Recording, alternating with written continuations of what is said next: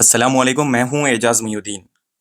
आज हम इस वीडियो में पढ़ने वाले हैं क्लास 10th टॉस एसएससी अप्रैल मई 2025 सोशल स्टडीज। ठीक है, सेक्शन 1 में इस तरीके से क्वेश्चन शॉर्ट में पूछे जाएंगे। आप अगर आपके पास अप्रैल मई 2025 का पेपर है, या आप मेरी प्लेलिस्ट में भी जाके चेक कर सकते हैं जिसमें मैं ऑलरेडी एक्सप्लेन कर चुका हूं। क्वेश्चन नंबर 1 है, क्लासिफाई द वाटर सोर्सेस। पानी के जो स्रोत है, रिसोर्सेस है, पानी कहाँ पर हमें मिल सकता है। क्लासिफाई द वाटर सोर्सेस बोला जा रहा है। तो फर्स्ट वन है सरफेस वाटर। जो सरफेस वाटर सोर्सेस है, पानी हमें कहाँ से मिलता है जमीन के ऊपर, वो है रिवर्स, लेक्स और पॉन्ड्स के ऊपर। ठीक है, ये सरफेस मतलब जमीन के ऊपर पानी मिलने वाला, और जमीन के अंदर पानी मिलने वाले को क्या बोलते हैं, ग्राउंड वाटर बोलते हैं, ग्राउंड वाटर सोर्सेस। एग्जाम्पल्स है वेल्स, बोरवेल्स। मतलब वेल्स मतलब जो भी बॉडी, क्या बोलते हैं, बाउली। ठीक है, जमीन के अंदर जो भी बाउली रहती पानी के लिए जो यूज करते वो, या बोरवेल्स जिसको हम बोर भी बोलते हैं, इसके जरिए हम पानी का इस्तेमाल कर सकते हैं, पानी अपने को मिल सकता ये दो चीजों से। क्वेश्चन नंबर 2 है, ये भी 2 मार्क्स के लिए है। Question number 2, classify natural resources with examples. देखो माय डियर स्टूडेंट्स, मैं आप लोगों को ये जो क्वेश्चंस है ना, इसको रीड भी कर रहा हूँ और एक्सप्लेन भी कर रहा हूँ। तो आप क्या करना, एक नोट्स लेके वीडियो को पॉज करते जाओ, लिखते जाओ, मेरे साथ में पढ़ते जाओ। ठीक है, इससे क्या फायदा होता, आपको एक तो आंसर समझ में भी आ जाता, और जब मैं पढ़ा रहा हूं तो उसमें पढ़ने में आपको हेल्पफुल हो जाता कि कैसा प्रोनाउंस करना है। जैसे कि क्वेश्चन नंबर 2 है, classify natural resources with examples. Point number 1 है renewable resources, non renewable resources. अब सवाल यह है कि नेचुरल रिसोर्सेस विथ एग्जाम्पल बोल रहा, नेचुरल रिसोर्सेस क्या है, मतलब जिससे अपने आसपास में जो अपने को रिसोर्सेस, मतलब जो हम डेली यूज करते, जो हमारे इस्तेमाल में आते कुदरती रिसोर्सेस है, वो क्या क्या है। एक है रिन्यूएबल रिसोर्सेस बोलते हैं, मतलब जो खत्म होने के बाद फिर से रिन्यू हो जाते, मतलब वापस आ जाते हैं। जैसे कि सनलाइट है, वाटर है, विंड है, ये क्या है, रिन्यूएबल रिन्यूएबल रिसोर्सेज बोलते हैं इनको। सूरज की रोशनी, पानी और हवा। नॉन रिन्यूएबल रिसोर्सेज किसको बोलते हैं, जो एक बार खत्म हो गए फिर वापस नहीं आ सकते। जैसे कि कोल है, एक बार आप कोयला खत्म कर दिए अर्थ में से, फिर वापस कोयला नहीं बन सकता। पेट्रोल है, एक बार आप पेट्रोल इस्तेमाल कर लिए फिर वापस पेट्रोल जमीन में नहीं बनता। और दूसरे जो भी मिनरल्स है, एक बार अपन इस्तेमाल करने के बाद वो वापस नहीं बनते। क्वेश्चन नंबर 3 है, what are sectors of economy. Economy के सेक्टर्स कौन से हैं बोल रहा, what are sectors of economy. तो पहला है प्राइमरी सेक्टर, दूसरा है सेकेंडरी सेक्टर, तीसरा है territory sector. Territory sector, primary sector किसको बोलते हैं, यहाँ पे देखो पहले क्वेश्चन को समझ लेंगे। What are sectors of economy, economy के अंदर सेक्टर्स क्या क्या है। तो प्राइमरी सेक्टर के अंदर आता एग्रीकल्चर और फिशिंग। एग्रीकल्चर और फिशिंग को क्या बोलते हैं, प्राइमरी सेक्टर बोलते हैं। जो बेसिक, जिससे अर्थ की जो व्यवस्था, अर्थ के जो अंदर जो, सॉरी अर्थ बोल रहा हूँ, इंडिया में जो प्राइमरी सेक्टर है वो क्या है, एग्रीकल्चर, जिससे ज्यादा इंडिया को फायदा होता। प्राइमरी सेक्टर मतलब एग्रीकल्चर और फिशिंग से इंडिया को सबसे ज्यादा फायदा होता। उसके बाद सेकेंडरी सेक्टर क्या है बोले तो इंडस्ट्रीज है, जो भी कंपनीज है, इंडस्ट्रीज है, फैक्ट्रीज है, उसको बोलते हैं सेकेंडरी सेक्टर। तीसरा है टेरिटरी सेक्टर, मतलब सर्विसेज, कोई भी जॉब, सर्विसेज मतलब कोई भी जॉब्स है, उसको क्या बोलते हैं, सर्विसेज। टेरिटरी सेक्टर्स बोलते हैं उसको। ठीक है, डन। ये था क्वेश्चन नंबर 1 से लेके 3 तक मैं एक्सप्लेन कर चुका हूं। ये सेक्शन 1 है, और ये कितने मार्क्स के आंसर्स है, 3 मार्क्स के आंसर्स है। ओके, ये है क्वेश्चन नंबर 4। क्वेश्चन नंबर 4 देखेंगे, राइट अबाउट धर्मा परिषद। किसके बारे में लिखना है आपने को, क्वेश्चन नंबर 4 क्या पूछ रहा, राइट अबाउट धर्मा परिषद करे। धर्मा परिषद क्या है, इसके बारे में लिखो। ठीक है, लिखना है राइट अबाउट धर्मा परिषद। फर्स्ट पॉइंट है रिलीजियस असेंबली ऑफ बुद्धिस्ट। ये स्पेशली बुद्धिस्ट की एक असेंबली होती, रिलीजियस असेंबली ऑफ बुद्धिस्ट। किससे रिलेट करता है ये, धर्मा परिषद बुद्धिस्ट से। डिस्कस्ड बुद्धास टीचिंग्स, क्या होता है यहाँ पे, जो असेंबली होती है इसके अंदर क्या डिस्कस होता, जो बुद्धा जो इनको समझा के गए, जो उनके टीचिंग्स है उसके बारे में डिस्कशन होता। थर्ड पॉइंट है स्प्रेड रिलीजियस प्रिंसिपल्स, और जो भी रिलीजन के जो प्रिंसिपल्स है उसको ये लोग फैलाने का काम करते। तो right about Dharma Parishad religious assembly of Buddhist. Second point है discussed Buddha's teachings. Third point है स्प्रेड रिलीजियस प्रिंसिपल्स। ओके, उसके बाद है question number 5, name the important constructions of Kakatiya rulers. Kakatiya जो रूलर्स है उनके जो इंपॉर्टेंट कंस्ट्रक्शंस है, जो भी वो लोग बिल्डिंग्स बनाए, जो भी मोन्यूमेंट्स बनाए, जो भी फोर्ट्स बनाए, जो भी टेम्पल्स बनाए, उसके बारे में लिखना है अपने को। तो काकतियास जो थे रूलर्स, लोग आप जो बनाए सो चीजों में से एक है वरंगल का फोर्ट है, वरंगल फोर्ट। उसके बाद है Ramappa temple, Warangal fort, Ramappa temple. और थर्ड है 1000 पिलर टेम्पल, 1000 पिलर वाला टेम्पल बनाए लोग। ठीक है, ओके, क्वेश्चन नंबर 5 कंप्लीट हुआ। क्वेश्चन नंबर 6 देखेंगे। Define universal adult franchise. Define universal adult franchise मतलब जो एडल्ट, जो बड़े हैं, उनको जो हक दिए गए वो कौन से हैं। Right to vote for all citizens, right to vote for all citizens, जो भी इंडिया में रहने वाले सिटीजन्स है 18 ईयर्स के, उनको एक राइट दिया गया, वो क्या है, वोट देने का। जितने भी सिटीजन्स हैं इंडिया के, उनको राइट है, राइट मतलब उनका हक है। सेकेंड पॉइंट है एज 18 ईयर्स एंड अबोव होना चाहिए, राइट। एज क्या रहना, 18 साल, और उससे बढ़ के रहे तो आप वोट दे सकते। थर्ड पॉइंट है no discrimination of caste, religion और जेंडर। कोई भी आपके साथ डिस्क्रिमिनेशन मतलब भेदभाव जात के नाम पे, मजहब के नाम पे, और आप मेल है फीमेल है जेंडर के नाम पे नहीं हो सकता। उसी को क्या बोलते हैं, डिफाइन यूनिवर्सल एडल्ट फ्रेंचाइज बोलते हैं। ओके, तो ये था क्वेश्चन नंबर 6। ये है question number 7, observe the following table. Exam में आपको क्वेश्चन नंबर 7 में एक टेबल दे देता है, ऐसा एक टेबल दे दिया। ये टेबल देके आप टेबल में क्या क्या है देखो। टेबल में दिया सीरियल नंबर्स 1 से लेके 5 तक है, 1 से लेके 5 तक है। यहाँ पे फार्मर्स को क्लासिफाई किया गया, मतलब फार्मर्स के टाइप्स है। एक है मार्जिनल फार्मर्स, किसान, फार्मर मतलब किसान, marginal farmer, small farmers, semi medium farmers, large farmers.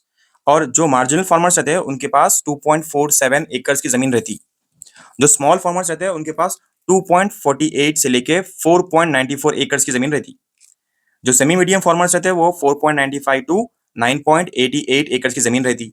Medium farmers जिसके पास जमीन 9.89 से लेकर 24.77 तक अगर एकड़ की जमीन है तो उनको क्या बोलते हैं, मीडियम फार्मर्स बोलते हैं।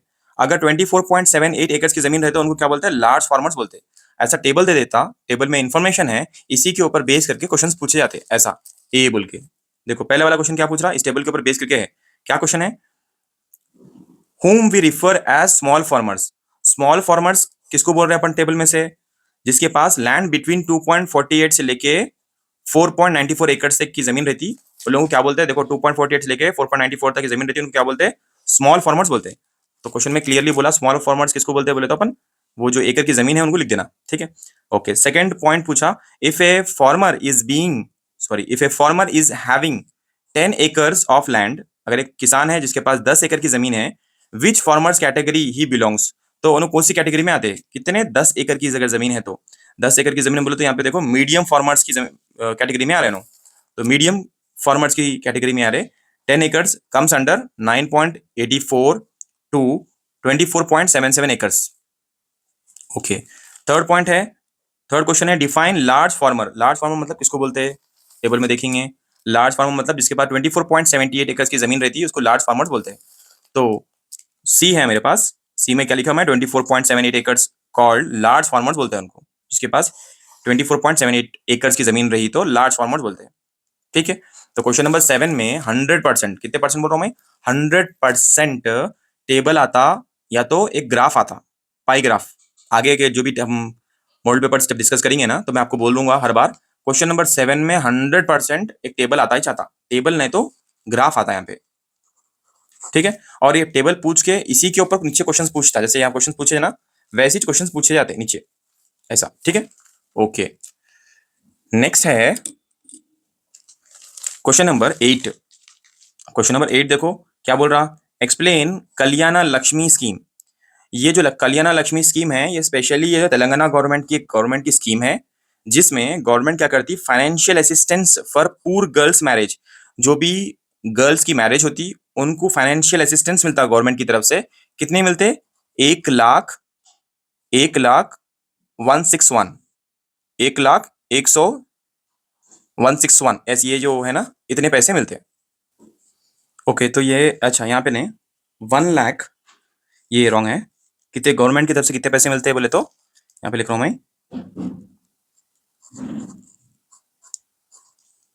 1 लाख मतलब 1 लाख 16 रुपीज, 160 रुपीज, 1 लाख 116 रुपये गवर्नमेंट से जिनकी भी शादी हो रही तेलंगाना में, उनको गवर्नमेंट की स्कीम है, उनको यहाँ पे पैसे मिलते। और ये पैसे किसको मिलते हैं? गर्ल्स को मिलते हैं, गर्ल मैरिज के लिए मिलते हैं। मतलब जो बच्ची के मदर है उनको पैसे मिलते ही है। ठीक है, कितने? 1 लाख 116 रुपीज। ओके, उसके बाद यहाँ पे है section 2।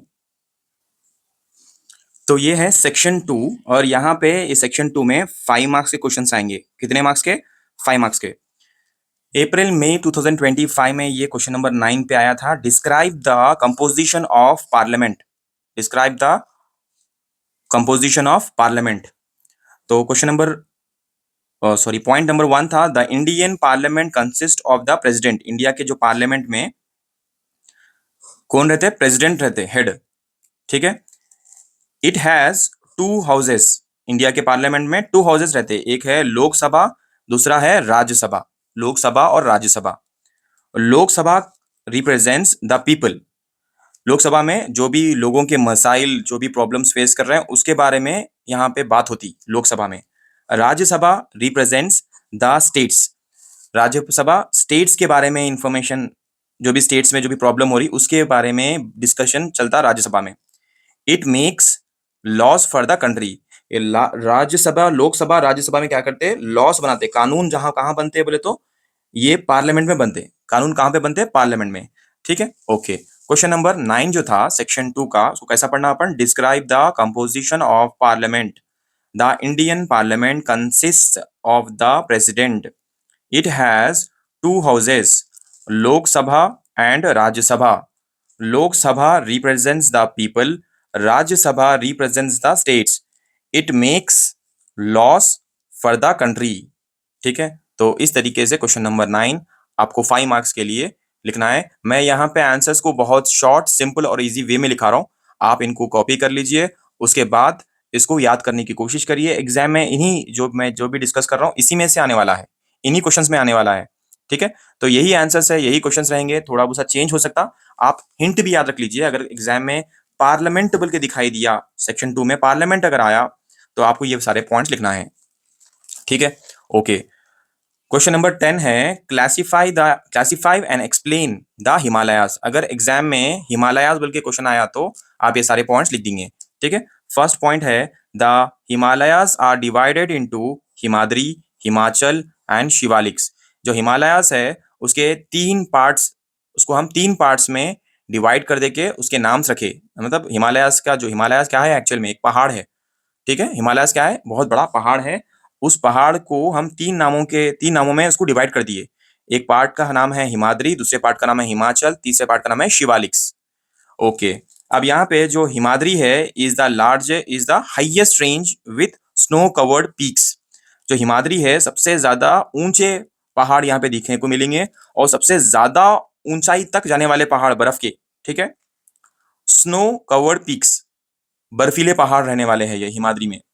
Himachal has hill stations and valleys. यहाँ पे ऊंचे ऊंचे पहाड़ दिखाई देंगे, यहाँ पे हिल स्टेशंस जहाँ पे लोग एंजॉय करने के लिए या अपना वक्त गुजारने के लिए आते हैं, वो है हिमाचल। हिमाचल में क्या है? हिल स्टेशंस है जहाँ लोग रुकते। ठीक है, Shivaliks is the outer and lowest range. Shivaliks क्या है? सबसे आउटर एंड लोवेस्ट, सबसे नीचे वाला रेंज है, सबसे छोटी पहाड़ियां, उनका नाम क्या है? शिवालिक्स है। Okay, they protect India from cold winds. They protect मतलब हिमालयास क्या करता? प्रोटेक्ट करता इंडिया को ठंडी हवाओं से बचाता। एंड इन्फ्लुएंस क्लाइमेट, और क्लाइमेट को जो, क्लाइमेट का जो असर है इंडिया पे, वो जो मौसम बदलना है वो हिमालयास के वजह से मुमकिन होता। ठीक है ऑडियंस, तो ये सारे पॉइंट्स हैं इंपॉर्टेंट, इनको आप लिखना है, पढ़ना है। नेक्स्ट आंसर पढ़िए। ये है question number 11, explain the factor favouring globalisation. Explain करो क्या क्या रीजंस है, फैक्टर्स है जिसके वजह से ग्लोबलाइजेशन हो रहा। Right, globalisation. तो development of transport and communication, सबसे पहले डेवलपमेंट हुआ ट्रांसपोर्टेशन में, और कम्युनिकेशन में। ग्लोबलाइजेशन मतलब कुछ भी इंडिया से भेजना या इंडिया में मंगाना इज कॉल्ड ग्लोबलाइजेशन। ग्लोबलाइजेशन कैसा होता है बोले तो डेवलपमेंट ऑफ ट्रांसपोर्ट। अपने पास ट्रांसपोर्टेशन में क्या क्या चीज़ें हैं, एक तो हमारे पास एरोप्लेन्स है जिससे हम कोई भी चीज़ मंगा सकते, हमारे पास शिप्स है, पोर्ट्स है हमारे पास, वहां से हम मंगा सकते, और हमारे पास कम्युनिकेशंस के जरिए है। ओके, पॉइंट नेक्स्ट पॉइंट है इंटरनेट एंड टेक्नोलॉजी ग्रोथ। जैसा इंडिया में इंटरनेट और टेक्नोलॉजी की ग्रोथ हुई, उससे क्या हुआ, ग्लोबलाइजेशन हुआ बोल सकते। लिबरलाइजेशन पॉलिसीज ऑफ गवर्नमेंट, ठीक है, लिबरलाइजेशन की जो पॉलिसीज है गवर्नमेंट के, उसकी वजह से ग्लोबलाइजेशन हो रहा। और क्या है, इंटरनेशनल ट्रेड एग्रीमेंट्स, जो भी इंटरनेशनल मतलब दूसरे कंट्रीज है, बाहर के कंट्रीज है, वो हमारे साथ एग्रीमेंट्स करके बिजनेस करते। फॉरेन इन्वेस्टमेंट, फॉरेन इन्वेस्टमेंट मतलब जो बाहर की कंपनीज है, एमएनसीज है या टूरिस्ट है हमारे इंडिया में आते, तो उससे क्या होता, ग्लोबलाइजेशन होता। ठीक है ना, ग्लोबलाइजेशन। तो ये सारे पॉइंट्स आपको याद रखना है। मैं फिर से एक बार रीड कर दूं। Explain the factor favouring globalisation. Globalisation से नहीं पढ़ना, जे, ग्लोबलाइजेशन, जा जेशन। Development of transport and communication, internet and technology growth, liberalisation policies of government, international trade agreements, foreign investments. ठीक है, okay.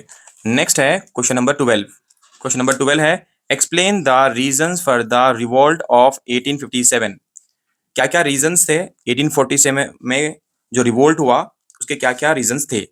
Political causes like doctrine of lapse, political causes of, political causes like doctrine of lapse, lapse. ठीक है। Second point है economic exploitation by British.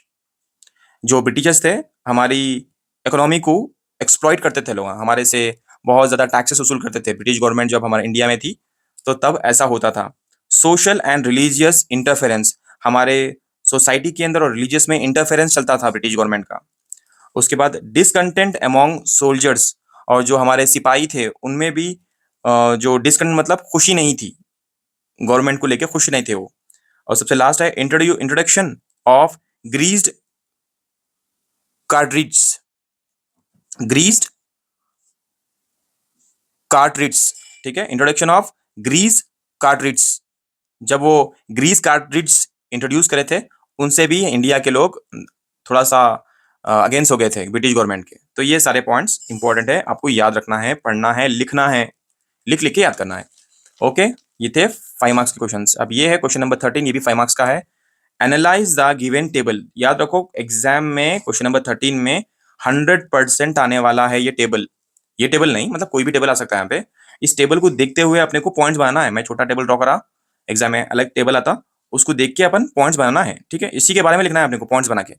मैं लिख रहा हूँ total literacy rate is 74.04। देखो लिटरेसी रेट कितना है, उसको मैं पॉइंट बना के लिखा। उसके बाद मेल 82.14% है, तो मेल लिटरेसी रेट ई सेंटेंस बना के लिख दिया मैं कितना है। फिर फीमेल का है तो female literacy rate is, clear देख समझ रहे हैं ना आप लोग, कि जो भी इस टेबल के अंदर है उसको सेंटेंस बना के लिख लेना था क्वेश्चन नंबर 13 में। इजी है ना, ओके।